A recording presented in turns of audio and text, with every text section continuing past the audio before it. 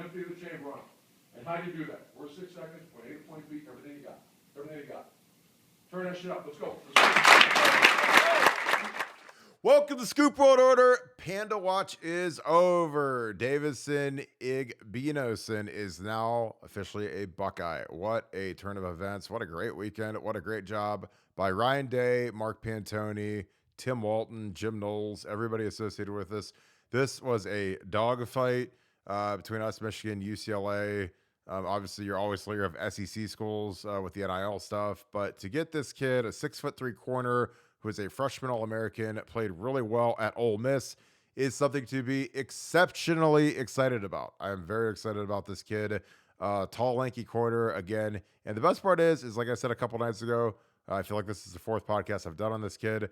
He is going to be here for 2 more years minimum. He is only a true freshman. He'll be a true sophomore this year.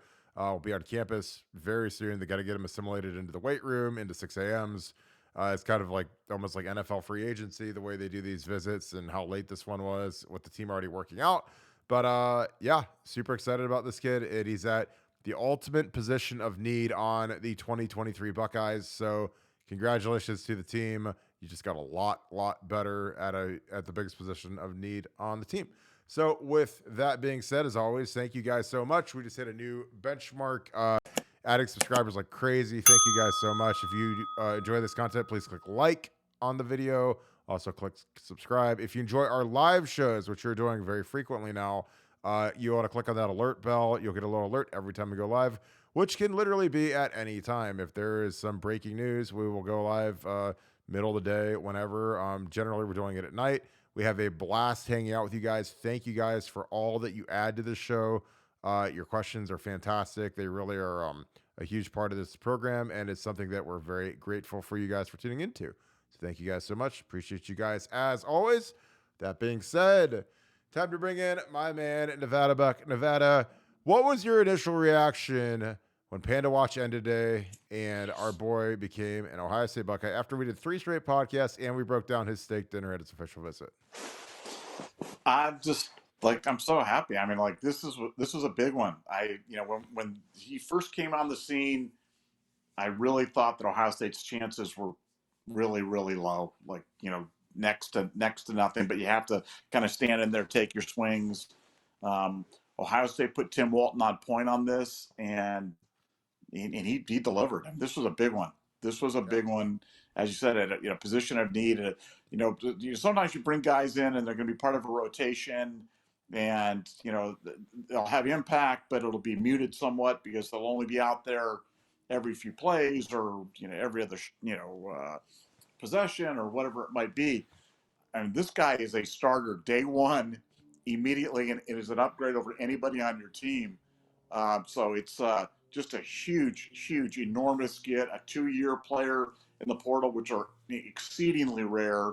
And boy, like I said, we were starting, we wanted to kind of keep the excitement under control, given some of the missteps that we've had with ones where we hadn't quite been able to get him over the finish line. But this guy got over the finish line. Props to Ohio State. Props to Tim Walton. And I'm telling you, Ohio State 2023, I've been saying it for a while. I've been one of the lone voices along with you there, Mr. Barton, but saying it's going to be a much better team than 2022. And with this addition, it's a much better team than it was in 2022. And could not be more excited about the season. Cannot wait for spring ball. But this was like getting a 6-star recruit, maybe a 7-star recruit, because you're going to get 2 premier years out of them. And you get a 5-star, and you're not even sure if the kid will ever play. This is the kid who's going to star for you for the next 2 seasons. He played big boy football at the SEC down in Ole Miss and was a freshman All-American. And he's a stud. And it was very lucky that we got him. It was very lucky that they let Partridge go, who was his recruiter, former head coach at Paramus Catholic in New Jersey. And Ohio State's the benefactor. So big day. Panda Watch is over. Rejoicing throughout the land, and I'm very excited. How much of it is due to the fact that we did break down the steak dinner they had at Hyde Park the amount of butter that they put on his steak and the flaming banana Foster's dessert. Do you think that that played a major role in getting the panda into the fold? Yeah, well, I clearly think that that was. I mean, we haven't really got one of these guys before we did one of those things, and now we do the breakdown, and the guy commits. So I don't believe in coincidences. I believe that probably pushed him over the edge, and man, butter makes everything better, and it certainly made this recruiting story better. So big win for Ohio State. Especially dramatically overpriced butter, like at Hyde Park, where they throw like an ounce of truffle oil in it. And it costs like $10 a slab. Fantastic promo there for Hyde Park Steakhouse. Those of you on YouTube, we were just letting his highlight film roll. Played both ways. Obviously, you see him at running back. You see the agility, change of direction. A lot of things to like. And again, he's a big dude. He's 6'3". So I mean, we don't have a lot of 6'3" corners walking around. That's great for Big Ten football, cold weather football, tackling. You know, you can't get enough big corners. You can't get enough corners, period, in modern college football. J.K. Johnson took off, went to LSU.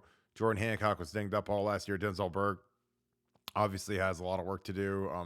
I think that that room is as much of a is in a blender right now, and I think that a lot of these guys, they've got some soul searching to do to be better, and I think Tim Walton took a huge step forward by bringing this cat in. This is a huge get by him. He's been somewhat maligned just because when you coach certain positions at Ohio State, it's almost guaranteed that you're going to be more maligned than others. Like coaching corners, or you're just kind of out there and you get scorched a couple times, man. The player is going to get killed and the coach is going to get killed. It's like coaching offensive line. Like, I mean, pretty much every O-line coach in the history of Ohio State has always been hated. Being a coordinator, it's just kind of what it is, so it's always interesting to see that. But kudos to Tim Walton. This is a huge get. This is the biggest position of need, the position that Nevada and I were the most worried about going into 2023 was corners, and locking down a kid that has proven that he can play big time college football. This guy played in the SEC as a true freshman out there versus really good wide receivers, a lot of man coverage. That to me is, like Nevada said, it's a 6 or 7 star receiver. If you have a kid that is a 5-star in high school, he hasn't shown that he can play in college yet. Like I played with some really talented guys that had gaudy rate. Like Darius Hiley, I think, was a 5-star. Dante Whitner was a 5-star. Dante obviously was the 8th pick in the draft. Darius never played it down at Ohio State, and he was a guy that when they signed him, they thought this is the next Deion Sanders or the next superstar two-way player, and never played it down. So, a guy like this who's proven he can play in the SEC, coming to the Big Ten, I can't imagine he's not a day one starter. Nevada, your thoughts on that?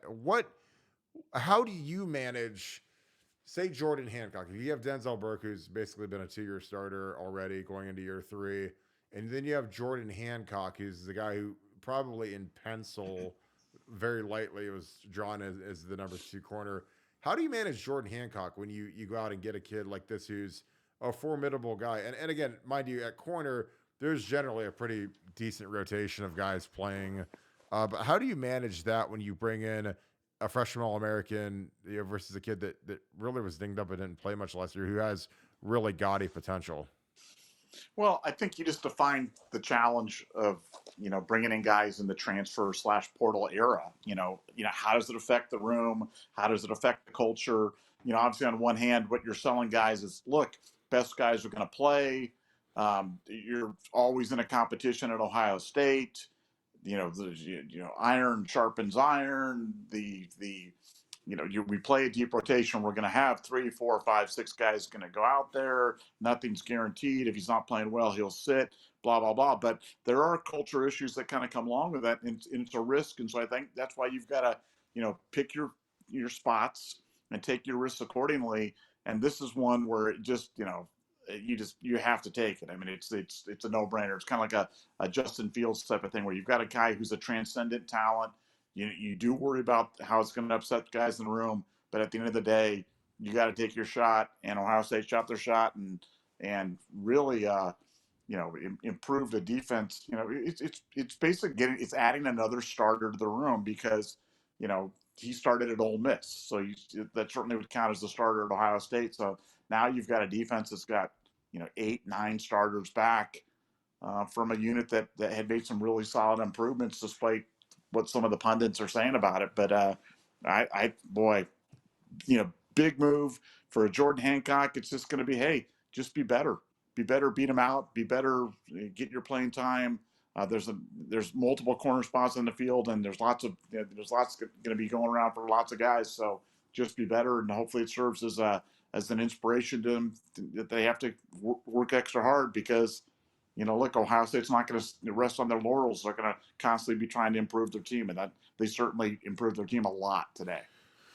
Yeah, I totally agree. I think that the way you have to treat it, and I think something that is really helpful for a guy like Tim Walton and a guy like Ryan Day is when you've coached in the NFL and you've been in the NFL, this is kind of the normal. Like, I mean, you can be a position group room one day and then, somebody new shows up. And granted, there's varying kind of ways guys have to deal with the new guy that shows up because, if it's some top tier free agent, then guess what? Like, he's going to start day one and it is what it is. And that's kind of what this is. Or is he a middle tier guy, low tier guy, and he's just fighting for a roster spot or fighting for rotation spot or his practice squad spot, whatever. But this is, the modern transfer portal is really a great way for these guys to prepare for the NFL because this is how it is. I mean, I'm telling you, like when I was, in the league and fighting for a roster spot every day, I mean, there's guys that are showing up and they're trying out and they're cutting guys every day. And it's just kind of like the bottom of the roster, if you're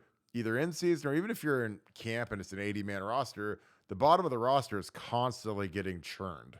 And that's a word that GMs like to use is the word churn, where they're constantly bringing guys in, evaluating them, giving them a couple weeks on the roster or in the offseason roster to see if they can play, if they can do anything. And that's kind of where we're at. I mean, this is a kid that he might force a guy out the door potentially, after spring ball, might push a guy down the depth chart. And again, that's fine because I think that the talent in that room has gone up with him being in there. So it's always fascinating when you do these things. I think that, we went after some tackles that I think, were good to, above average players, but there wasn't like a stalwart superstar tackle. Like, I don't know how many people have watched the Senior Bowl coverage from today, but Dawand Jones is likely going to be a top 60 pick now. I mean, he could be at the back of the first round after how dominant he was in day one of Senior Bowl practice, which again, that's one practice, a lot of superlatives, but I mean, he was that good. I mean, he went against Isaiah Foskey, who's a projected first round pick defensive end from Notre Dame. He saw him during the season, and he just absolutely dominated him, put him on the ground in pass pro, threw him on the ground in run blocking. There's a kid named Andre Carter Jr., who's from Army. He's a projected first-round pick, maybe second-round pick. Dawand just simply reached him and pancaked him. Like, Dawand has very rare ability and traits, and honestly, as weird as it's going to be, and people are going to roll their eyes at this, but credit to Greg Studwara. Greg Studwara took that kid as a 3-star project, and I know people, they hate taking projects, but guess what? Some of these projects turn into Dawand Jones. Some of them turn into Thayer Munford. So that's kind of, why they call you coach and why they call Mickey Murati strength coach, because if you have a great coach, like Stud was and Mick was and Justin Fry is, sometimes you got to take some of these big bodies and you got to reshape them and you got to tone them up and tighten them up and refine their technique and make them fitter and meaner and pass blocking and run blocking machines. And that's what happened with Dawand. Like, Dawand and Paris are probably, they potentially, not potentially, they will be the highest drafted tandem of tackles in Ohio State history if you combine the draft position of the two of them and divide by 2, because we've never had 2 tackles of this magnitude enter. Last year, obviously, we had Nick and Thayer. Thayer had a lot of injury issues, went in the 7th round, probably should have went in the 3rd round. Nick Petit probably should have went 1st round, but went mid-round as well. But Paris will probably go top 10, and Dawand might sneak into the back end of the 1st round because his pass protection with his arm length is it's a problem. But yeah, Nevada, we offered another Ohio kid, Mark Nave, out of Toledo Central Catholic. We're going to break his film down tomorrow. He's a huge kid. He's 6'5", 315. They won the state championship. They actually beat Akron Hoban. So it's a really good program. He's a beast, the kid. Your thoughts on Justin Fry really putting the fence down around the state of Ohio when it comes to offensive linemen? Because this is another Ohio kid. We're likely to get him. He's a 2024. But your thoughts on that? Well, first I want to go back to one thing with Dawand having his performance today and the accolades and kind of moving up the depth chart and certainly on the draft boards. Has there ever been a worse take than we didn't have talent in the OSU offensive line room? I mean, is that the worst take of all time? No, I mean, the four tackle thing is the worst take of all time, because the four tackle thing is, and that goes hand in hand with we have no talent, because the whole reason we played four tackles is because we had to get Dawand on the field, because Dawand was going to transfer to the Florida Gators and he would have started for them and he would have been a first round pick for them. So Thayer Munford did the most selfless thing in the history of Ohio State University, not just Ohio State football, the entire university, because he decided to go from being a first-team All-American left tackle to being a first-team All-American left guard, and Nick switched sides. And then, Paris, who's 6'7", had to learn how to play guard, which he never played in his life. And then, so also you could fit Dawand into the puzzle piece. And, so again, like the fact that someone could ever say that there wasn't talent in the room, the 2020 offensive line room, if you take that entire room, you have, and especially if you count up through preseason when Harry Miller was the starting center, that is the most talented room in Ohio State history, and it's not even close. And if you add up the star rankings, the number of 5 stars on that O-line, it's almost sickening how talented that line was. But go ahead, you can finish your thought. But I'm telling you, there are stupid people on this media beat and circuit that push really stupid narratives. And the fact that people say, oh, we played 4 tackles. Oh, the O-line wasn't talented. I'm like, in what universe? I mean, we're going to have 2 first-round picks, and Nick Petit made all-rookie team, and Luke Whippler is going to get drafted, and that's after 2 tackles left and transferred out, and Harry Miller had to retire. I mean, God, if we had those 3 guys, it's not even, I mean, it's not a question anyways. But, I mean, with the amount of people that took off, again, there are really stupid takes and narratives. And again, it just illuminates how stupid some of the people are that cover Ohio State by pushing that, because it's just like, it's impossible to defend. It really is. But go ahead and finish your thought. well, yeah, no, I was just going through my mind. I'm like, man, when you had that line with Nick Petit, first round pick, or to start for the Titans, Thayer Munford for the Raiders, Whippler's going to go draft pick, Paris Johnson's going to be a top 10 pick, Dawand Jones probably the first round pick. It's like, oh my gosh. I mean, so much talent on the offensive line room. And all I've heard for the past 5, 6, 8, 10 years, we don't have any talent. We're not recruiting well. We don't know. It's terrible. And I'm just like, that is just, it's got to go in the Hall of Fame of bad takes. Is we don't have talent in the offensive line room. But anyway, back to the question about these recent offers to the Ohio kids. Look, I love the Ohio linemen. I've always loved the Ohio linemen. Said it many times, but we won a national championship in 2015, which seems like 1,000 years ago, with 5 randos from Ohio. So yeah, I'll take it all day, every day. I think Justin Fry is doing the right thing. I think if we're getting in on kids a little bit earlier, trying to find his kids that he wants, and we're going to be just fine. The offensive line is going to be just fine. The offensive line this year is going to be fine. The offensive line next year is going to be fine. The offensive line the year after that is going to be fine. I think we're in really good shape. And if there was any one position group, more so than wide receiver or quarterback or defensive line or defensive, that you want to get the kids from Ohio, it'd be the offensive line, and I'm okay with it. It's the one. I think it's the one group that you don't have to go national. You can go national. We've done well with Whippler and with Jones and with Nick Petit and with Donnie. I mean, we've got kids in Dawand from Indiana. We've got kids from Ohio State. But I'm okay with putting a fence around Ohio. I think it's important, and I think that's how you build a great offensive line. And I think Justin Fry's doing all the right things. Yeah, I totally agree. And the thing about Justin is Justin's smart enough to also realize that, look, when you play and coach at Ohio State, like when you coach at Ohio State, you're Justin, you have to find the combination that is the best 5 guys on the field. And that's what Stud did. I mean, when he played Paris, I mean, and the thing I always tell people, I'm like, look, of all the tackles that have ever lived, Jonathan Ogden is in the conversation to be the best left tackle in the history of football. UCLA shot putter, 6'9", Olympic shot putter, one of the greatest athletes that's ever lived. And his rookie year in the National Football League, when he was a top 5 pick for the Baltimore Ravens, he played guard, and he was 6'9", 350 pounds. So he's not, you don't have to be 6'3" and a little sawed off dude. He's the greatest left tackle that's probably ever played. And he played guard his rookie year. Trent Williams in a game played guard.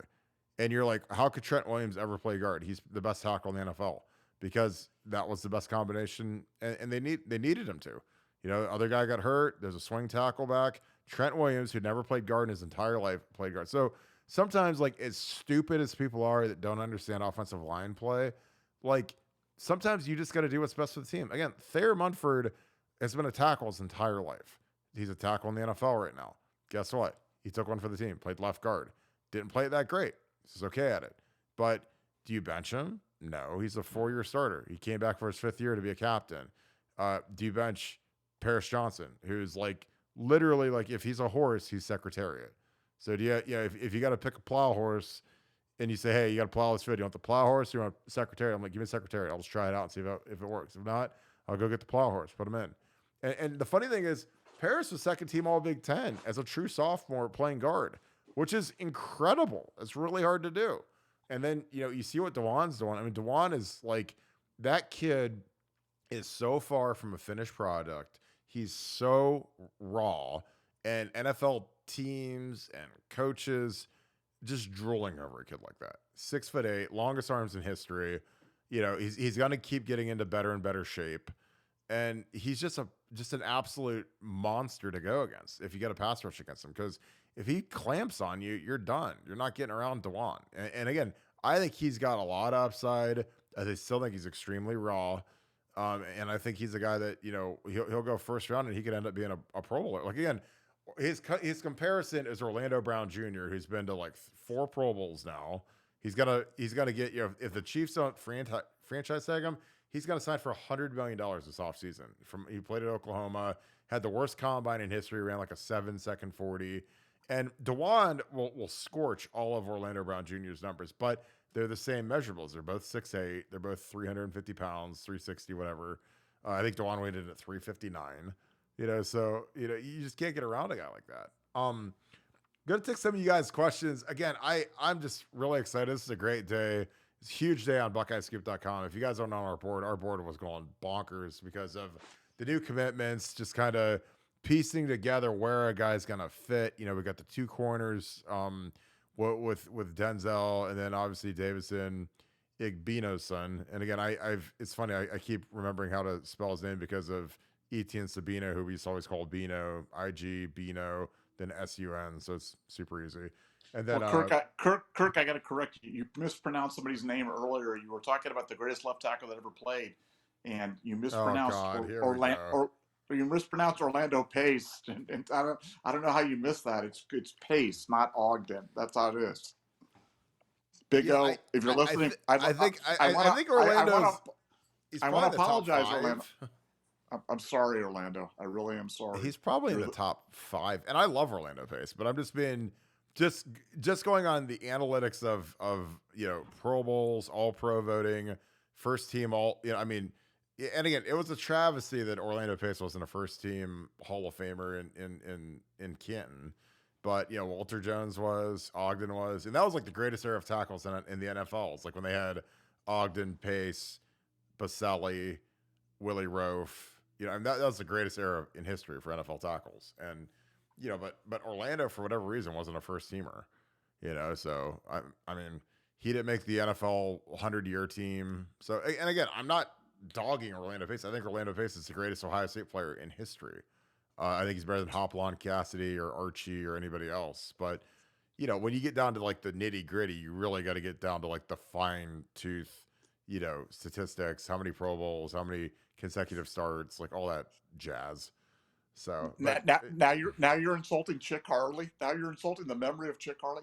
Kirk, Where's it going to end today, man? Where's it Oh, going to end? why? Because I say Orlando's better than Chick Harley. I don't think that's that hot of a take. Like if I had to go pick if I was in the Sandlot and I said I could pick Chick Harley or Orlando in their prime, I'm taking Orlando any day of the week. I'm going to stick Fields one. I'm going to stick Fields one on you tomorrow. We're going to do Oh God, Chick I Harley. can't wait. Chick Harley, he's gonna destroy me.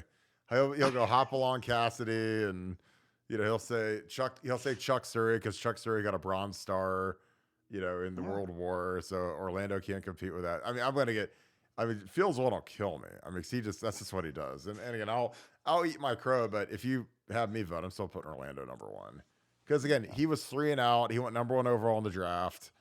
I mean, that's the best career you can possibly have, So, and then he was a Pro Bowler, greatest show on turf, Super Bowl rings, all of it.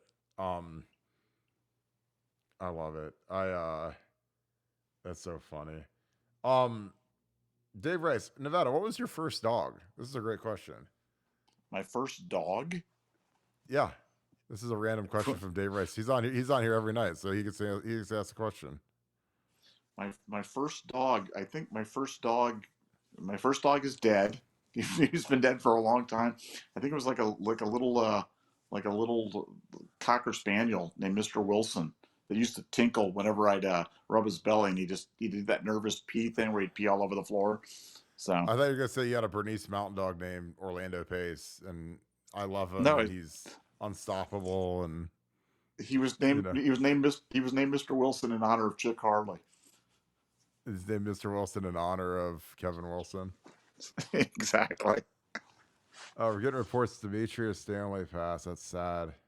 What? Really sad. No. That's a. I don't know if that's. I haven't seen that. I wouldn't doubt it. But somebody put that in the chat. So if that happened, and again, I'm not claiming that because I don't know. I'm not verifying that. But if that happened. Yeah, you don't want to biddle that one, man. I'm not doing that. But if that did happen, that's really sad. But I have no verification of that. But it's just in the chat. Yeah. All right. So Nevada, now that the secondary, we had a freshman All-American. Give me your projection for the secondary. Go corner one, corner two, then go bandit, which is the short side boundary safety. Then you've got the free safety, and then you've got your beloved nickel safety. You have the bandit, the adjuster, and the nickel. So who are you putting where if you are Perry Eliano and Jim Knowles and you're eating your vegan souffle right now, drawing up your depth chart?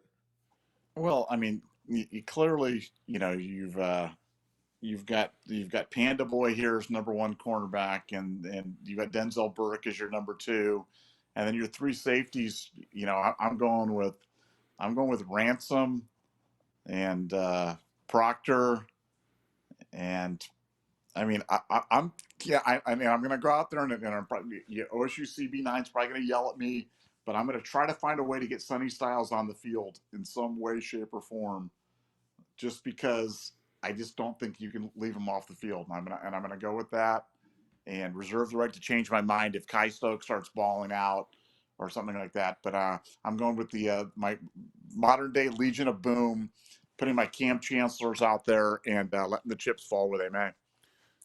What about Jihad Carter, the kid from Syracuse? I know he's got to find a place out there too. I know it's just we've got a lot of options, man.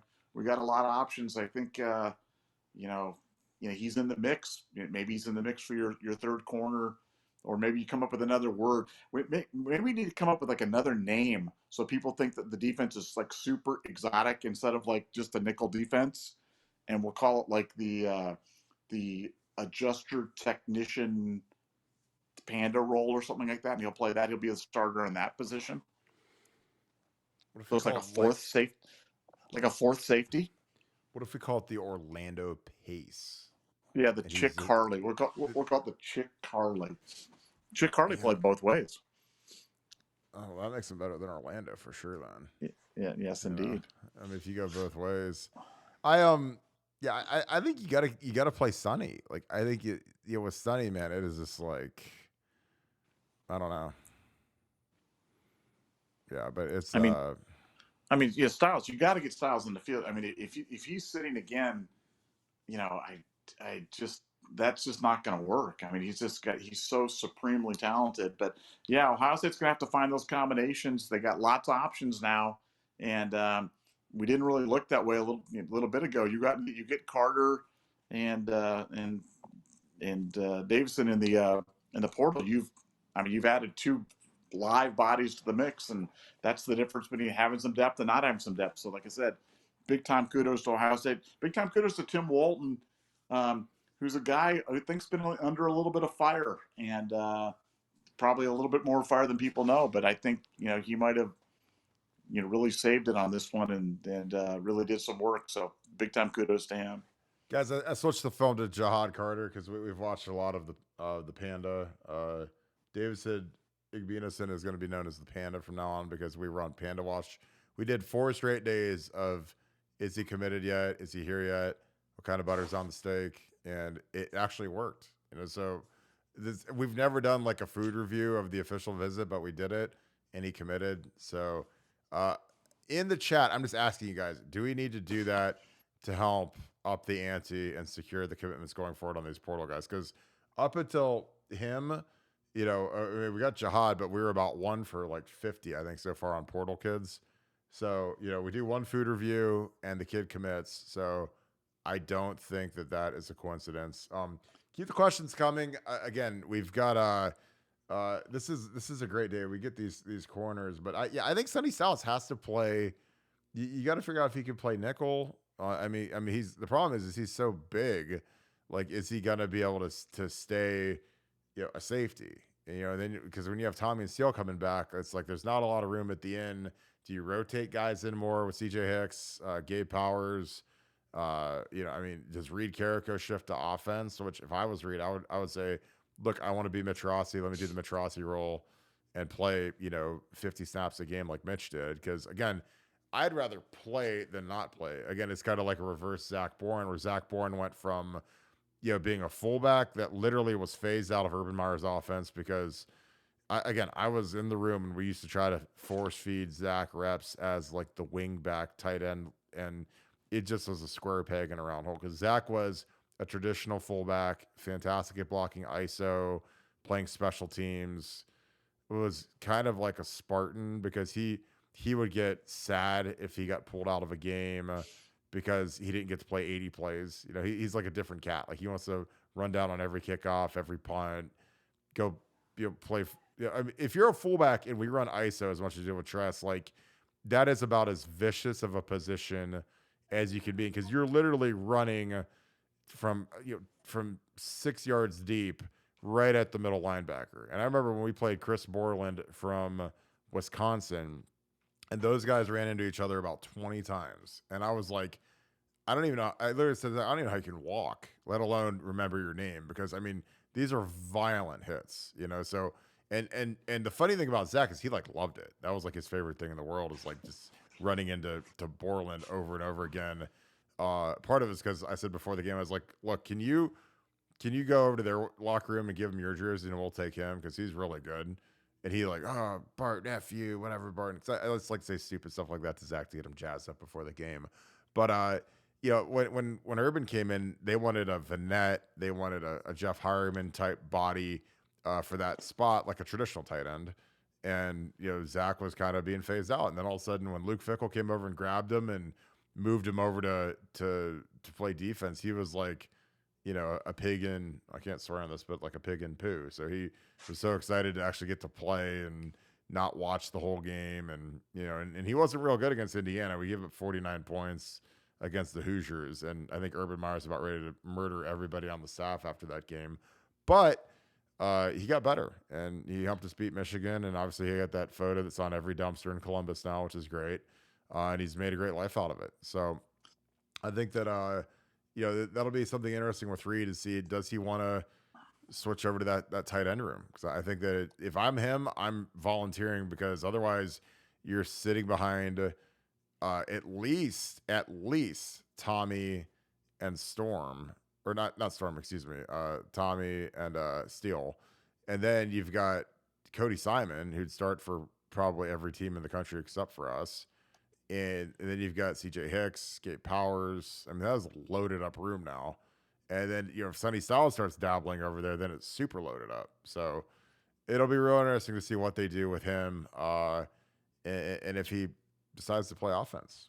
Keep the questions Now, coming. Go now, ahead. now, Mr. Barton, I've got a question for you, because this was posed to me last night over cocktails, and I've got a decent Rams contact who you and I've talked about a few times, and we were talking about, the topic came up about Ohio State and the lack of turnovers, particularly from the cornerbacks this year, and how that was kind of an outlier, not only for the cornerback position but for the entire defense.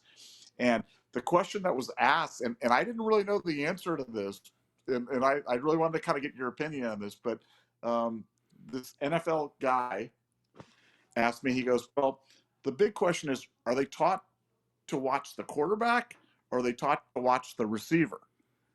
And I hadn't really thought about that, you know what I'm saying? But I thought it was a really interesting distinction in terms of, like, how is Ohio State, where are they teaching their technique in terms of, he goes, because if you're watching the quarterback more, you're more apt to jump routes, read their eyes, be in a position to get interceptions, but then you may, have more of a propensity to give up the big play.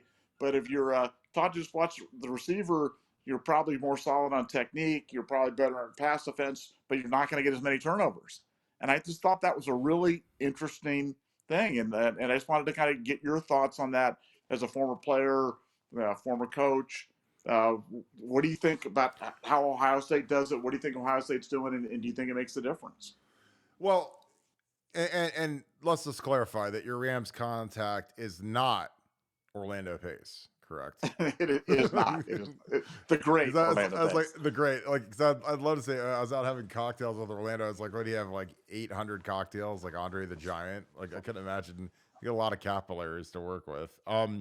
For me, it's just the classic question of, do you want to play press man or off man? And this is something that, when I was really fortunate, again, I always go back to, when I was coached and trained by Urban, we had to sit and get clinicked, not just by it wasn't just me and Ed Warner talking a line, but like Everett Withers literally went through off man coverage, press man coverage, the difference. And that's basically what you're asking. Cause like, if you're playing press man, you're not looking at the quarterback unless you want to get absolutely scorched. You're off man.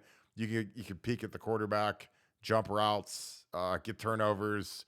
And that's where a lot of that comes from. And again, I wish, a guy that I'm going to make a call to, I'll call Zach, because Zach's the guy that, he knows this stuff like the back of his hand, and he actually clinicked on it. And he was as good as any coach we had in terms of clinicking the different coverages and what to look for and whatever. But that's a great question. Cause again, the thing is, when you're Ohio State, if you're going to play press man, that's a ballsy coverage. Cause I mean, if you get, you can do that against some guys. You do that against like a real one, like you do that against Marvin, he should destroy you. I mean, some of those guys probably pray they get press man because they're going to the house. You can't do that against a guy like Devontae Adams or a guy that's got a great release, because he's going to be wide open. Even if you try to get your hands on him, he's going to be gone. So it's going to be that's a really good question. I just think that, I've always preferred press just because I think that, I like agitating the receivers, not giving them a free release. I think some of these guys are just too good. If you give them a free release and you don't jam them and disrupt the timing with the quarterback, I think it's, you're just asking to get crucified. But it just depends on, and it depends on your guys. Cause if you're playing press man, like that's like Deion Sanders stuff. That's like, it's hard to do, but if you can do it, man, you're going to make a fortune in the NFL. It's like Jalen Ramsey does it. And those guys, obviously, you don't have to be like an NFL first ballot Hall of Famer to do it, but there is a risk there when you're running press man with guys that frankly aren't good enough to do it. But it's just a classic. That's a great question. I'll do some digging on that. But yeah, I think that when you have a guy who's 6'3", press man, I mean, he's got those long arms, he's strong, jack a dude up. I think it's intriguing. But no, that's a great question. I think that, whatever we did last year, obviously from a turnover perspective didn't work. And from, but I felt like, like Tim Walton, with Jalen's obviously press man, but it just varies by team, by opponent. I think obviously something that hurts us is that our pass rushers, something that hurts our pass rushers, frankly, is that guys get rid of the ball quick. So if you're getting rid of the ball quick and you're playing off man, I mean, you're going to be getting up a lot of cheap completions generally. But it'll be real interesting to see how these guys progress, like JT and Jack, because those guys specifically, they're going into big years. They're both trying to get to double digits sack wise, and if we're playing press and you disrupt their timing and you can get to the quarterback, then that's a recipe for maybe not interceptions, but sack fumbles, and guys got to hold the ball because the receiver can't get into his route because he's getting disrupted by the corners. But it'll be fascinating to see if we change any of that up. It'll be fascinating if we play a little bit more zone. I mean, that's going to be something that people they like risky. Every defensive coordinator in the history of football, when they go to the podium the first time and talk to the media, they say, "Oh, we're going to be an attacking style defense, or we're going to be a nasty, like we're gonna be more aggressive than the last guy, and we're going to be we're going to be aggressive and blitzing they love all these like superlatives, like I'm going to blitz as soon as I get off the bus, and then we're going to blitz some more, and then we're going to blitz again." And like people love that stuff until you get gashed. That's kind of like the hard part, because nobody wants to hear, "Oh, we're going to play a bend but don't break defense and try to keep them in front of us." And people hate that. Like, and smart coordinators like Jim Knowles know they're going to say, "Oh, we're going to go for the kill." And again, as long as guys execute it, it works great. And again, against Michigan, there were a couple guys that didn't get the job done on some plays, and that's why we got gashed. But it wasn't like the calls were bad. And that's something I don't think people realize. And I think that some of the guys in the back end, frankly, could have played harder. There's some guys that were jogging to the ball that I think could have got the running back down before he went 70 yards. But that's on the coaching staff. If you're gonna have guys that don't want to play hard, then find new guys. And I think that's part of the reason why you bring in a new corner and see what he's made out of. What else?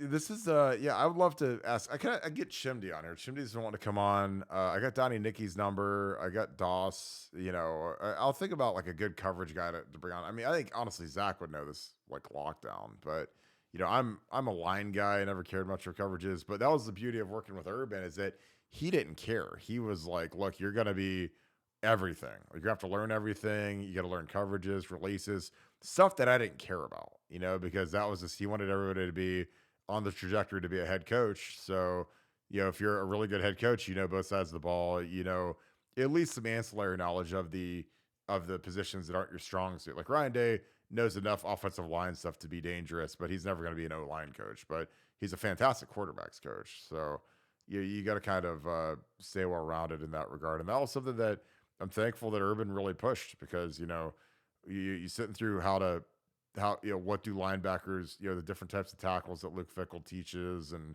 a box tackle versus an angle tackle versus, eventually in 14 it turned to that rugby tackle stuff. It's always interesting to see. Nevada, that was a great question. I'm telling you, like, give your guy another Flirtini. Yeah, well, I love the idea that Ohio State fans like to be aggressive. So you could almost say Ohio State fans love to gamble, but they want to do it with your chips. Oh, always. Well, that's the thing. Wait a second. Who said that? That was the great John Cooper. John Cooper John Cooper has some great quotes, man. That was a great one. I'll never forget that one. It's like they love to gamble, but they want to do it with your chips. Like, yeah, Coop, you're the best. Coop is a beauty, man. I mean, I'm telling you, people that have never been able to talk to Coop, man, he's a good dude. I mean, and it's funny because he gets dragged over his Michigan record, but I mean, he's always just like such a nice guy every time I've been around him, and it's just I'll see him at the games and whatever. He's a different bird, but he's always been really cool to me. So I can't say anything bad about Coop other than he ruined my childhood by never beating Michigan. Other than that, he's great. Yeah, God, I would love to get another Lattimore at corner. That'd be amazing. What questions do you guys have? We're grinding. We got about another 15 to go. Great show. Again, it's always a good show when we get on here and talk about a new commitment. New offers again. The kid from Toledo Central Catholic, likely to be a Buckeye, the Armstrong twins. So you kind of see this 2024 class taking shape, despite not having commitments. You can imagine a kid from Toledo Central Catholic and kids from St. Ed's. There's likely 3 commitments there, all bigger bodies, all 6'5" guys, can easily play tackle. So that's great news. As well as we restock and reload this room. Nevada, going back to the O-line room, it's always interesting because I feel like, when you take projects, like we took a couple of kids that are projects, like Trey LaRue was a kid that was clearly a project. He's lost a lot of weight. Grant Toutant project. Guys that, this is a huge spring for both those guys. If not, they easily could potentially hit the portal, or, you got to figure out what to do with guys that are going into years 3 and 4 and they haven't really contributed and they're not really on the trajectory to contribute.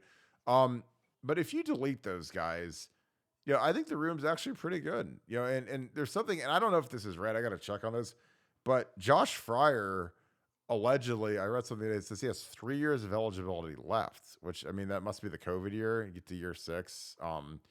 But yeah, I thought Josh was going into his junior, but he might be only in his sophomore year, but I'm not sure how that works. He tore his ACL in warmups versus Michigan when we were up there in 2021. And again, I've never heard of a guy tearing his ACL in warmups, but it happened. So he was out for a while. So, last year, the fact that he was able to contribute, with a significant knee injury in November, and then by, September, he's fighting for, to be that 6th man.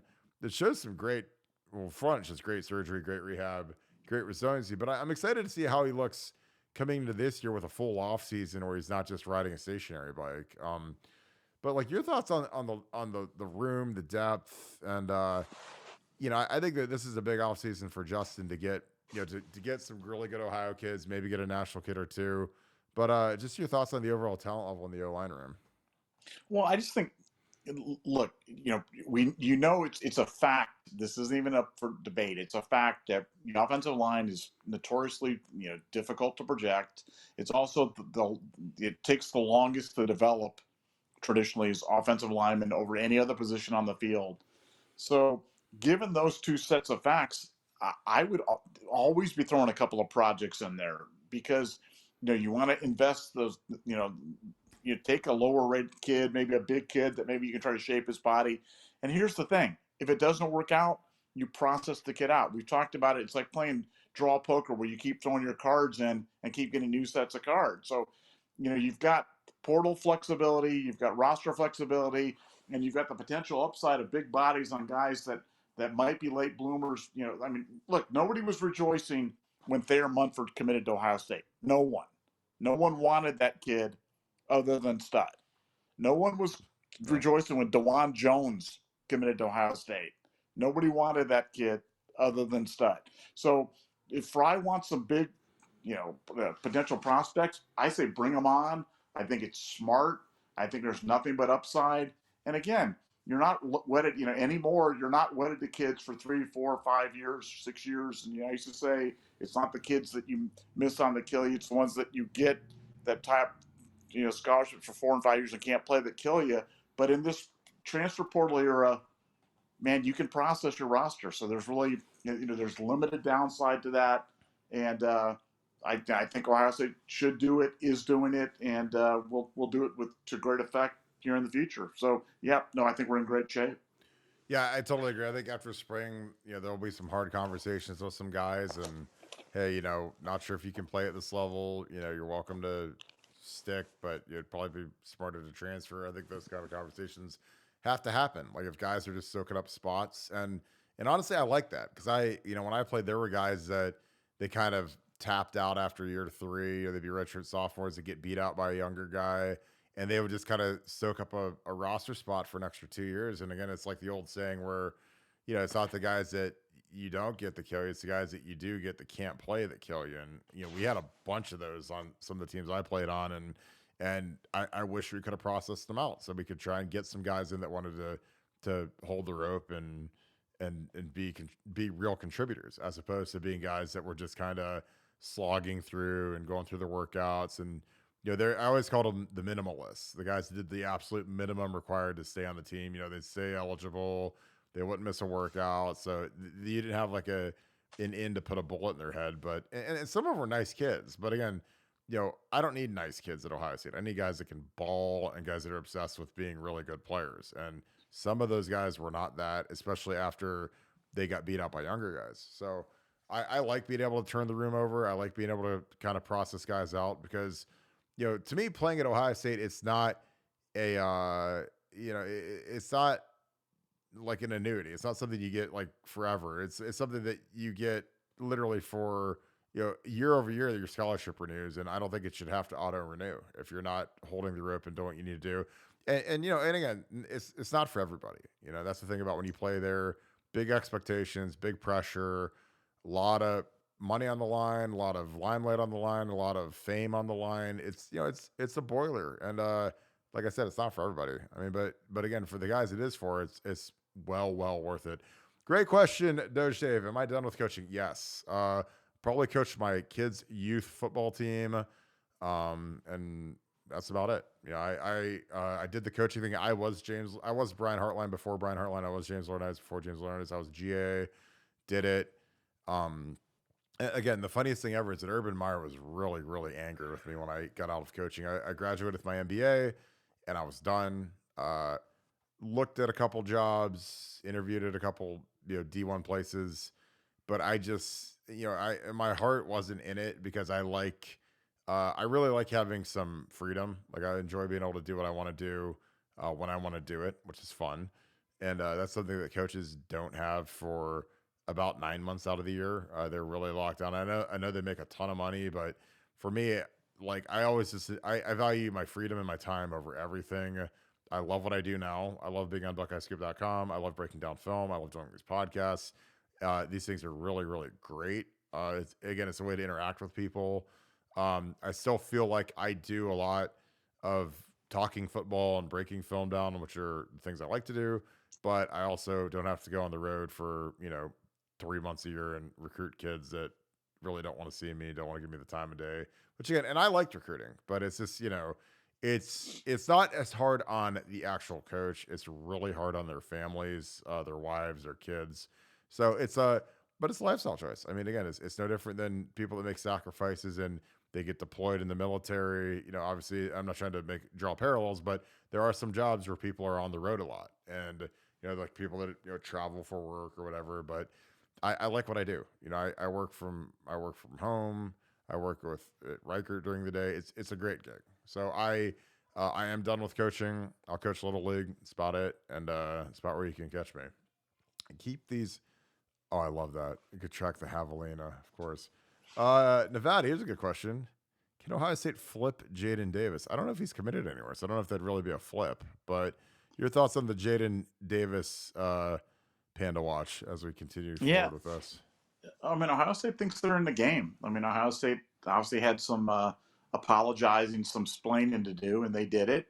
And I think, it's one of those things that's going to deserve watching. But I think the longer that goes on, the better the chances get. The further in the rearview mirror, the flirtations with Raiola kind of get for Jaden Davis, and I think Ohio State feels like they've made up some room on a situation that I thought was completely untenable and that they were completely out of. So I think it's going to deserve watching, and Ohio State feels like they're still in it. So we'll keep an eye on that one. Yeah, that was one of the weirdest things I've ever seen in my life. Jaden Davis was a kid that was projected to go to Ohio State, a kid that liked Ohio State. A lot of people, when he was at camp 2 years ago, it was like he's probably going to be the guy in that 24 class.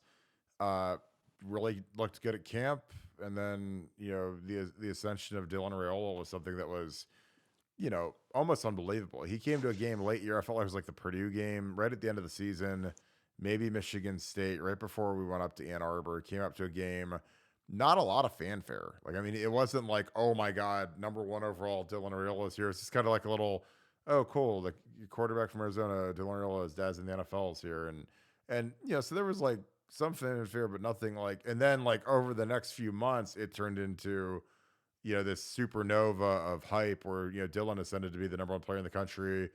He tied like Quinn Ewers' highest rated, composite 5-star, 1,000% grade or whatever. And then, leading up to the spring game, Jaden Davis was fully intent to, or expected to attend the spring game. The Rayolas weren't, and the Rayolas called up and said, "Hey, we're going to come to the game now." And so, if you're Ohio State, you're sitting there and you're like, "Well, God, we got these two quarterbacks," and there was a really strong thought that Jaden Davis was going to commit to Ohio State spring game. So there's kind of like this, West Side Story showdown in the middle of the recruiting room at Ohio State, where the Rayola clan's on one side and Jaden Davis's clan, and who's going to see Ryan Day first to say, "I'm committing." And then, so they basically told Jaden, "Hey, we're going to go with the other kid, and thanks, but no thanks." And then, we all know what happened with Dylan. He commits and silently commits. Then they stop recruiting all quarterbacks in that 24 class. They say that they're going to take kind of a placeholder guy in 23, which, I don't think Lincoln Keenholz is a placeholder, but, they certainly didn't go after like the top tier guys, the top 3-4 guys like Ryan Day normally does. Ryan Day's objective is the same as Urban Meyer's. He wants to get the number one quarterback in the nation every single year. But they kind of backed off because they said they were going to take a placeholder type, and they stopped recruiting 24s completely because of Dylan. And then obviously Dylan gets cold feet. Again, I think the Drake May flirtations had everything to do with that because it just lines up perfectly. And they got some making up to do. Again, it's like if you go have a shotgun wedding with a supermodel and you find out she don't like you no more and dumps you, and then you go crawling back to your girlfriend. That's kind of what it feels like. But that's just kind of is what it is, and it's I think he's going to be a good quarterback. Again, the thing about Ryan Day, as long as he's at the helm of Ohio State, I'll never worry about who the quarterback is. I don't care if we get anybody in recruiting because he'll hit the portal harder than anybody. He's always going to have a great infrastructure, great O-line, fantastic wide receivers. Like, again, if you're a 24 quarterback and you don't want to go play with Brandon Inniss and J.J. Smith, then you're probably just an idiot. So, you're going to be thrown to guys that are going to make your job very easy. And that's 90% of the battle in football is the quarterback's infrastructure. You look at Justin Fields, he's unbelievable, and he has nobody around him. And then you look at some other teams that have, like Jalen Hurts has A.J. Brown, Devontae Smith, a fantastic offensive line, good tight end. Like, that makes your life a lot easier than Justin Fields throwing to a bunch of turds. So, this is a really good question, my dude YX. You're always on here too. Appreciate you. Do you think our backfield coaches teach and play coverages that conflict with nulls? I don't think so, just because there's only so many coverages you can run. I mean, everybody runs the same, 2, 4, 3, 3 buzz, 55. I mean, there's like, and there's little variations and things that teams do now, but there aren't really that many coverages you can run. I mean, we run a lot of quarter, we'll run, man free. There's only so much you can run in football. Now, Kirk, I got a question for you. When you hear guys talking, or you hear guys on the internet talking about zero press, monkey, under, flip, wide, Neptune defense, what is the first thought that comes to your mind? I just honestly think that when you say that to an average Ohio State supporter, someone who really loves Ohio State football, they literally have no idea what you're talking about. Like, it's like you might as well be speaking in Cantonese or something. But do they know what they're talking about when they talk about some of the stuff? When you hear sometimes they don't. Like, I had one of the gurus, I call them the Guru Squad. They said that this team's playing a zero hole coverage. Now, cover zero literally means that every single guy is man to man. A hole player is generally a guy that is in what they call the hole, which is right in the middle of the field. So he's a hole player. Like there's a safety where there's a hole player. Like, one hole is like he's like kind of in the middle, like the middle hole of the field. And so like you really can't have zero hole. Like there's zero. Zero is literally man across the board, and there's 6 guys blitzing. 6 guys are coming at the quarterback. Cover zero. Everybody else is manned up. The 5 eligible receivers are covered man to man, and then there's 6 guys coming. So the O-line can block 5 of them, and the quarterback has to beat the 6th guy with a throw. we used to call that no deep because it literally means that there's no safety deep. So you can't run cover zero with a hole player. And so like when someone said, I mean, I said that, and it's funny. I texted Zach. I was like, Zach, is this even possible? Can you run zero hole? Because I know you can't run. Like it just makes no sense. And sometimes like I don't like reading that stuff because I think a lot of it is just so granular and boring that most people don't get it. But when you say stuff like when someone really knows what they're talking about, then yeah, you just look like an idiot. But I think that they just bank on 99% of the population not knowing it and not questioning it because they think that, oh, well, and some of these guys, like, they never even coached. Like, I mean, where did you coach at? Or you just read a textbook that says this is what it is. So it's, like, I mean, I've literally had to like, and why do I know defensive coverages so well? Because I had to run the scout team. So I had to like tell guys how to run three buzz, quarters, cover 8, cover 6. Like, I had to run the exact coverages that we needed, for the look team. So like I was kind of like the defensive coordinator of the guys that nobody wanted, the scout team. So I'd have to give a look to, our offense every day in practice. So, you gotta know your stuff. And I was more of a front 7 guy, and our other GA was a back 7 guy, Drew Manager, who's the tight ends coach at Oregon now. So, because again, I got to get the guys up front doing the right thing, and Drew get the guys in the back end doing the right thing. But I still had to draw the cards, so I had to know what 4 and 8 and 6 and all these different coverages were. So, like, I know enough to like be dangerous. Like, I wouldn't want to be a secondary coach because I don't know the technique for the corners and safeties and that kind of thing. But like, I know offensive line play, but I know all the basics of defense essentially. So. Yeah, but again, like sometimes like I read this stuff and I think that it's almost like they're just being predatory on the fact that some of these people just genuinely, they're trying to learn football, but they don't really know if what you're teaching them is real. It's like if I spoke gibberish and said that it meant something, and you're like, oh, this means that. Like, I don't know. I don't know what that really accomplishes. So, by the way, this film is Jordan Seaton. He's a left tackle. National guy we're probably going to get. He's been crystal ball to Ohio State, so I threw him on as we cycle through some of the film. But that's a good question. What you got, Nevada? Anything else to wrap this thing up? We've been going for an hour strong. These hours fly by, guys. I'm telling you guys, the great questions are great. The celebrating the corner commitment's great, but man, does time fly when we do these. No, just a great day. Really excited. Did not want to get excited or too excited or overly excited about the prospects of Lanny Davison, but when now that he's in the barn, it's definitely time for rejoicing, and big day for Ohio State, big day for Ohio State fans, big day for 2023. So let's get it on. Yeah, tomorrow we will have Mark Nave Jr.'s film ready to go. We will break that down for you guys. Big tackle.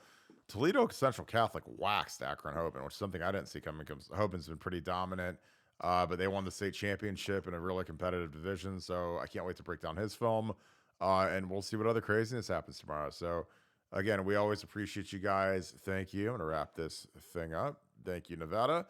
Thank you guys for joining us. Again, you guys really help the show. You guys make the show as much as anybody because we love having you guys. We love having the interaction. Again, you guys really bring it.